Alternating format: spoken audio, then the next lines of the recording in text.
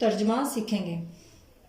اس سے پہلے میں یہ ضرور کہوں گی کہ ویڈیو کو پورا دیکھا کریں، کیونکہ انسان کا نفس اور شیطان انسان کو قرآن پاک کی طرف آنے سے روکتے ہیں۔ تو ہمارا فرض یہ بنتا ہے کہ ہم ایسی کوششوں کو ناکام کریں اور اللہ تعالیٰ کے فضل و کرم کا سہارا لیتے ہوئے قرآن پاک کو زیادہ سے زیادہ اچھے طریقے سے سمجھنے کی کوشش کریں۔ تو اس کے لیے ویڈیو کو پورا دیکھا کریں، اور اگر ابھی تک سبسکرائب نہیں کیا تو وہ بھی کر لیں۔ اگر ویڈیو آپ کو پسند آئے اور آپ کو لگے کہ یہ کوئی اچھی انفارمیشن میں نے آپ کو دی ہے، جو بے شک اچھی ہی ہے، لیکن اگر میری کوشش آپ کو پسند آئے تو اس کو لائک بھی کریں ویڈیو کو، اور زیادہ سے زیادہ دوستوں کے ساتھ شیئر بھی کریں۔ بیل آئیکن کا بٹن دبانے سے یہ ہوگا کہ تمام ویڈیوز کی نوٹیفیکیشن جو ہے وہ آپ کو ملتے رہیں گے۔ تو آئیں شروع کرتے ہیں۔ آیت نمبر 41، لفظی ترجمہ۔ بسم اللہ الرحمن الرحیم۔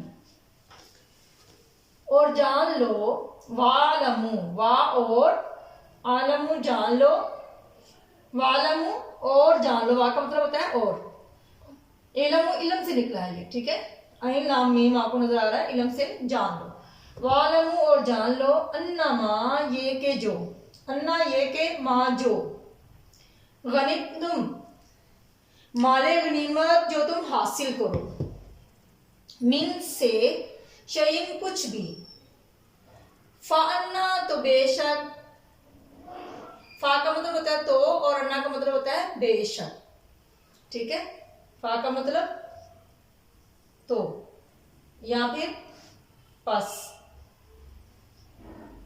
ٹھیک ہے، للہ اللہ کے لیے ہے، خموسا پانچواں، ہو اس کا یعنی اس کا پانچواں حصہ، کس کا؟ مال غنیمت کا، وا اور للرسولی رسول صلی اللہ علیہ وسلم کے لیے ہے، لام زیر لی کا مطلب ہوتا ہے کہ لیے، ٹھیک ہے،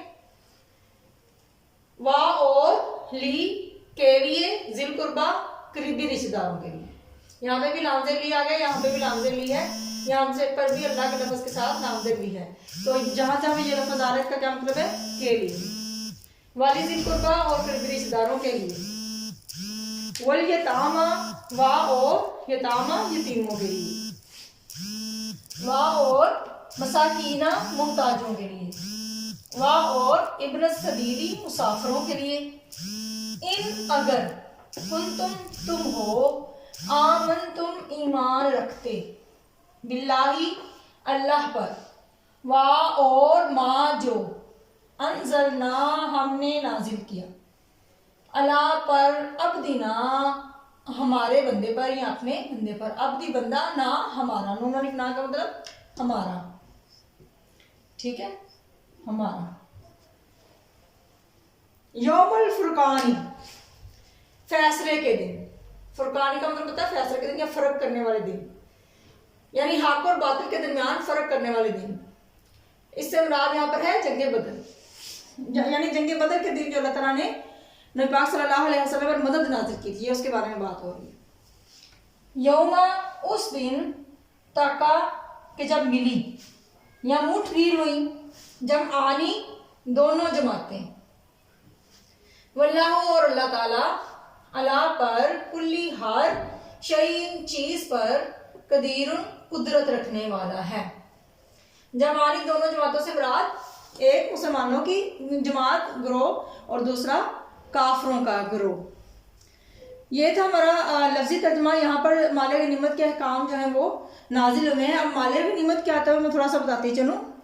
مال غنیمت وہ مال ہوتا ہے جو مسلمان فتح کی صورت میں، جب مسلمانوں کو جنگ کے میدان میں فتح حاصل ہوتی ہے تو دشمن کی جو فوج ہوتی ہے اس کا جو مال و اسباب پیچھے رہ جاتا ہے، جس پر مسلمان قبضہ کرتے ہیں، تو وہ مال جو ہے وہ مال غنیمت کہلاتا ہے۔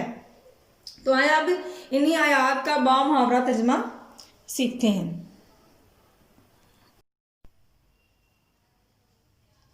بسم اللہ الرحمن الرحیم۔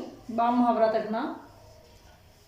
وَاعْلَمُوا أَنَّمَا غَنِمْتُم مِّن شَيْءٍ فَأَنَّ لِلَّهِ خُمُسَهُ وَلِلرَّسُولِ وَلِذِي الْقُرْبَى وَالْيَتَامَى والمساکین وابن السبیل ان کنتم آمنتم باللہ وما انزلنا علی عبدنا یوم الفرقان یوم التقی الجمعان واللہ علی کل شیء قدیر۔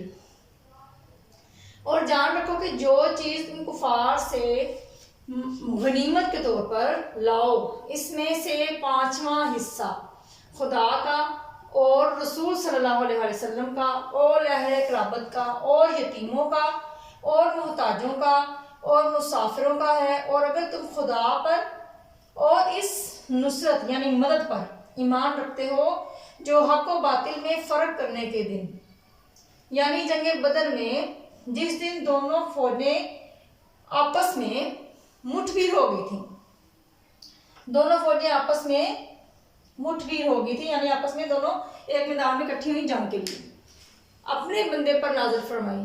یہ اس نصرت یعنی اس مدد کی بات ہو رہی ہے۔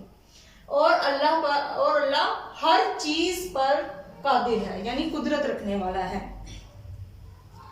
مال غنیمت کے بارے میں میں نے آپ کو بتایا، اب یہاں پر مال غنیمت کے احکام نازل ہوئے، ٹھیک ہے۔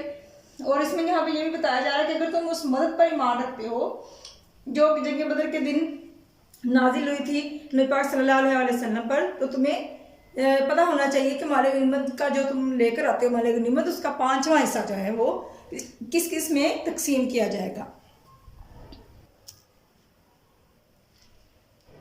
اب آیت نمبر 41 کے لفظی اور با محاورہ ترجمے میں سے 2 چیزوں کی وضاحت دینا ضروری ہے۔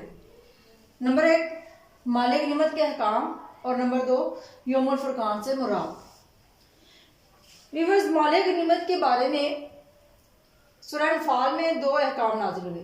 پہلا حکم تھا مال غنیمت اللہ اور رسول صلی اللہ علیہ وسلم کا مال ہے۔ یہ حکم اس لیے نازل ہوا کیونکہ جب غزوہ بدر میں، جو کہ پہلی جنگ تھی مسلمانوں کی اور کفار کی آپس میں، تو اس جنگ میں جب مسلمانوں کو فتح ہوئی اور اللہ تعالیٰ نے حق اور باطل میں فرق واضح کر دیا کہ اگر باطل کتنے ہی زیادہ کثیر تعداد میں کافر لوگ کیوں نہ ہوں، جھوٹ کی تعداد کتنی ہی زیادہ کیوں نہ ہو، آخر حق کی ہی جیت ہوتی ہے، اور اللہ تعالیٰ حق کا ساتھ دینے والوں کا ہی ساتھ دیتا ہے۔ تو جب اس غزوہ بدر میں فتح ہوئی تو مال غنیمت جو تھا وہ مسلمانوں کے ہاتھ لگا، صحابہ کے ہاتھ لگا، تو جس کے ہاتھ جتنا مال لگا اس نے وہ اتنا سمیٹ لیا۔ لیکن جو پیچھے لوگ تھے جنہوں نے صحابہ کی مدد کی تھی، جو جنگ کے میدان میں گئے تھے، تو ان کو کچھ نہ ملا۔ اس صورت میں صحابہ یہ مسئلہ جو لے کر حضور پاک صلی اللہ علیہ وسلم کے پاس گئے، تو اس وقت یہ آیت کریمہ نازل ہوئی کہ مال غنیمت اللہ اور اس کے رسول صلی اللہ علیہ وسلم کا مال ہے۔ اب اللہ اور رسول صلی اللہ علیہ وسلم جس طرح چاہیں گے مال غنیمت کو تقسیم کریں گے۔ اور اس کے بعد پھر دوسرا حکم آیت نمبر 41 میں نازل ہوا کہ مال غنیمت میں سے 5واں حصہ، یعنی 5 حصے لیے جائیں، اور ان میں سے جو 5واں حصہ ہوگا وہ اللہ کا اور رسول صلی اللہ علیہ وسلم کا اور اہل قرابت کا، یعنی نبی پاک صلی اللہ علیہ وسلم کے رشتہ داروں کا، قریبی رشتہ داروں کا، اور یتیموں کا اور محتاجوں کا اور مسافروں کا ہے۔ باقی کے جو 4 حصے ہوں گے وہ مجاہدین میں تقسیم کیے جائیں گے۔ اب اس حکم کے نازل کرنے کا ایک جو سب سے بڑا سبب وہ یہ بھی تھا کہ مسلمانوں کے دلوں میں کسی قسم کی رنجش نہ رہے، اور مسلمانوں کو یہ چیز ثابت ہو جائے کہ اللہ تعالیٰ، اللہ رب العزت بہت انصاف کرنے والا ہے، اور اللہ تعالیٰ کسی بھی کوشش کرنے والے کی کوشش کو ضائع نہیں کرتا۔ تو مجاہدین کو بھی مال غنیمت ملے گا، باقی کے 4 یعنی 5 حصے کیے جائیں گے ٹوٹل۔ 5واں حصہ اللہ اور رسول صلی اللہ علیہ وسلم کا، رشتہ داروں کا، آپ صلی اللہ علیہ وسلم کی، اور یتیموں کا، محتاجوں اور مسافروں کا ہوگا، اور باقی کے جو 4 حصے ہوں گے وہ مجاہدین میں تقسیم کیے جائیں گے۔ اب آتے ہیں یوم الفرقان، جس کے بارے میں اللہ تعالیٰ نے فرمایا کہ اگر تم یوم الفرقان پر یقین رکھتے ہو اور اس دن جو اللہ تعالیٰ نے مدد نازل کی تھی اس پر یقین رکھتے ہو، تو یہ جو حکم ہے اس کو اچھے طریقے سے سمجھ لو۔ تو یہاں پر یوم الفرقان سے کیا مراد ہے؟ یوم الفرقان کا لفظی معنی حق اور باطل میں فرق کرنے کا دن، اور اس سے مراد جنگ بدر کا دن ہے۔ اس دن کو یوم الفرقان یعنی حق اور باطل میں فرق کرنے کا دن اس لیے اللہ تعالیٰ نے کہا کیونکہ اس دن یہ چیز ثابت ہو گئی کہ کافر جو ہیں، جنہوں نے یہ کہا تھا کہ اللہ اگر ہم حق پر نہیں ہیں تو ہم پر تو پتھر برسا، تو وہ حق پر نہیں تھے، اور پھر یہ بھی دعا کافروں نے کی کہ اگر ہم حق پر ہم حق پر نہیں ہیں تو ہمیں تباہ و برباد کر دے یا پھر ہمیں شکست دے دے۔ تو اس دن پھر شکست ہوئی ان کو، اور یہ چیز ثابت ہو گئی کہ حق کیا ہے اور باطل کیا ہے۔ تو ناظرین یہ تھی آج کی ہماری آیت نمبر 41 جس کو ہم نے سمجھنے کی کوشش کی ہے۔ اللہ تعالیٰ ہمیں اچھے طریقے سے سمجھنے کی توفیق عطا فرمائے اور عمل کرنے کی توفیق عطا فرمائے، اور ہماری غلطیوں کو اللہ تعالیٰ معاف فرمائے، ہمارے لیے آسانیاں پیدا فرمائے، آمین ثم آمین۔ انشاءاللہ اگلی ویڈیو میں ہم اس سے آگے والی آیت کا ترجمہ اور تھوڑی سی اس کی ایکسپلینیشن سمجھیں گے، تشریح سمجھیں گے کہ آخر اس میں ہمیں کیا سمجھایا جا رہا ہے۔ اللہ تعالیٰ ہم سب کے لیے آسانیاں پیدا فرمائے۔